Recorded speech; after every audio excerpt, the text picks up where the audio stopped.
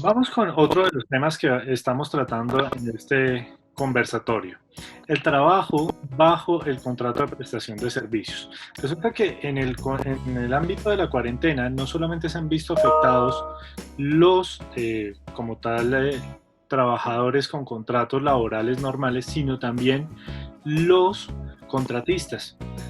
Aquí se han presentado algunas complicaciones que nos gustaría entrar a ver brevemente. Primero que nada, ¿qué es un contrato de prestación de servicios?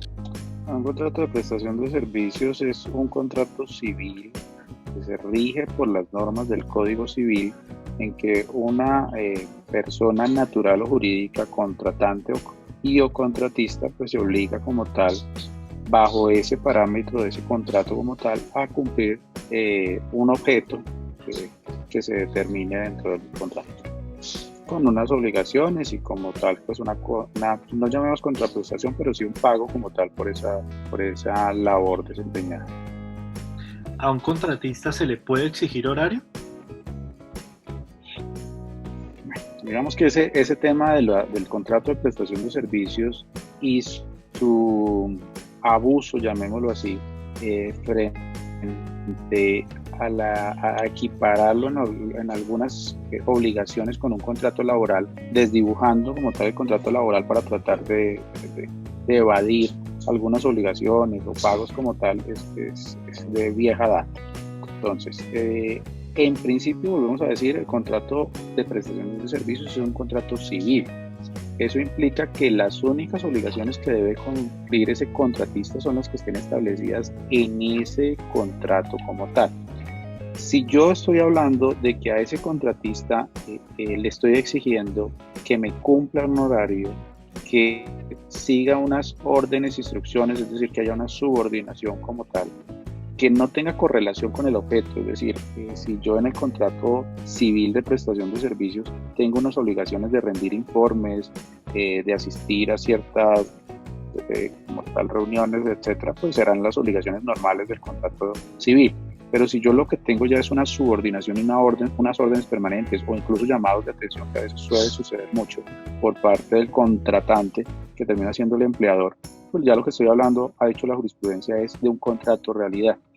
Y yo como digámoslo, contratista en ese caso, pues tendré la posibilidad de que si tengo las pruebas para demostrar que efectivamente lo que está sucediendo en la realidad, valga la redundancia, no es un contrato de prestación de servicios, no es un contrato civil, sino que es un contrato laboral porque estoy cumpliendo un horario, obligado como tal a cumplir un horario de manera permanente, regular, estoy teniendo unas órdenes permanentes, estoy teniendo una subordinación, me están aplicando incluso, por ejemplo, reglamento interno de trabajo, me están haciendo llamados de atención, me llaman a descargos, me inician un proceso disciplinario, pues, y efectivamente estoy recibiendo una contraprestación que podría o no llamarse salario, pues lo que estoy hablando es que ya debo iniciar es un proceso ordinario laboral para que la jurisdicción laboral determine que efectivamente lo que existe es un contrato de realidad laboral con todas las implicaciones que eso tiene, pues el pago de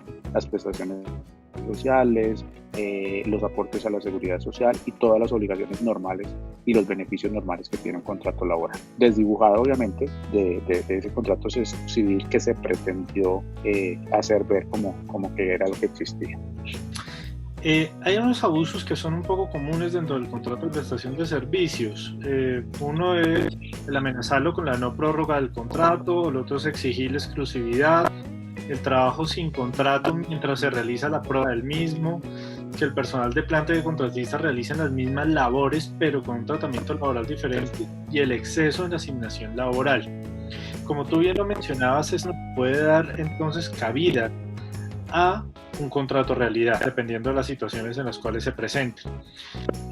Los contratistas entonces deben tener claro que esto se trata 100% de un contrato de término civil y el cual está regulado por la normatividad civil y por ende no debe caer en Sí. esas situaciones que tú mencionas, so pena de subirse el contrato realidad, ¿cierto? Este contrato, volvemos al punto, digamos que esto no es nada nuevo, la existencia del tema de los abusos en el contrato de prestación de servicios.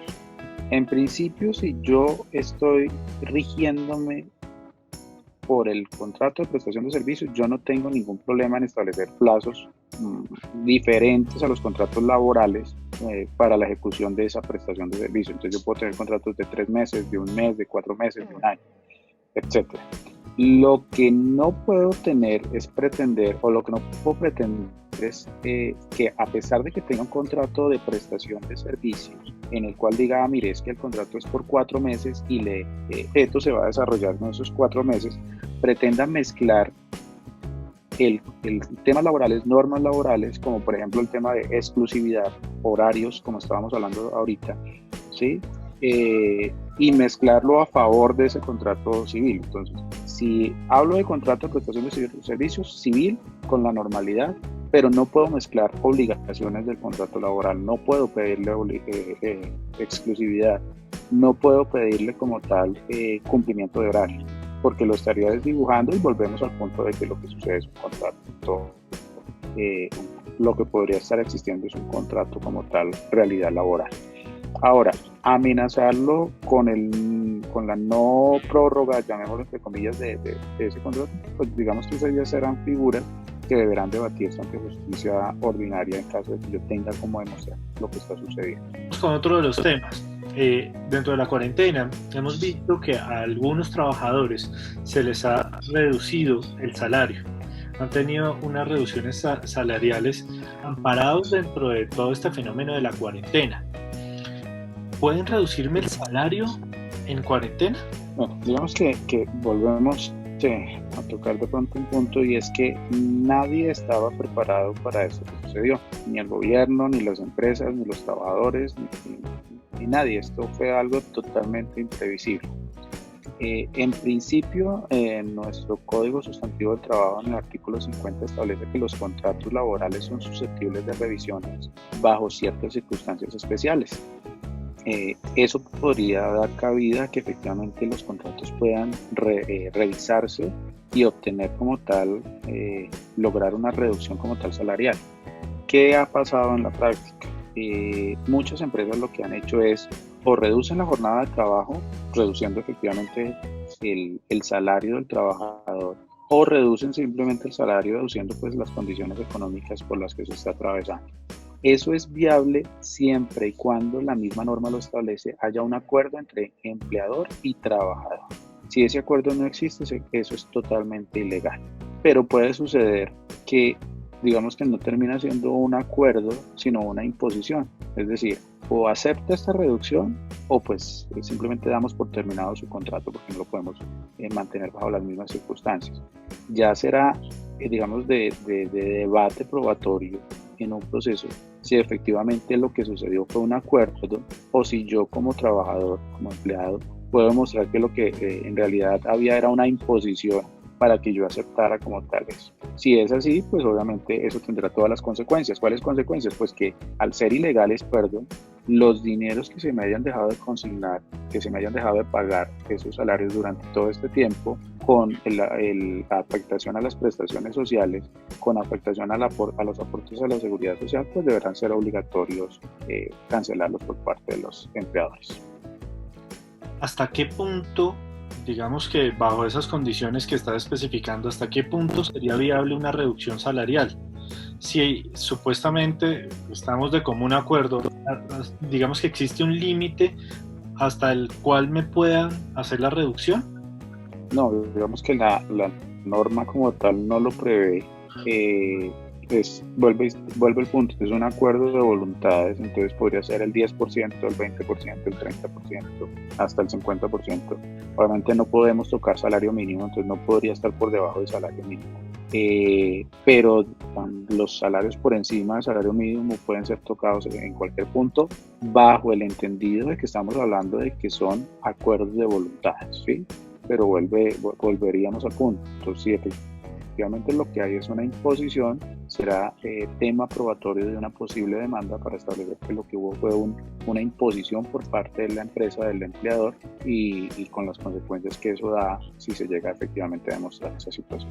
Después de que estamos hablando incluso de suspensiones de contratos, a pesar de que el gobierno lo pidió, de licencias no remuneradas, que terminan siendo obligatorias. Entonces, estamos en una coyuntura que por el tema económico y por el afán de muchas empresas de solucionarlo, de reducir sus costos, pues de pronto estamos, si no al borde, violando como tal disposiciones mínimas de la ley laboral. Sí, el tema es bastante complejo porque, como lo hemos mencionado, se han presentado bastantes abusos en la práctica y el vacío que deja la norma es muy grande para estas situaciones.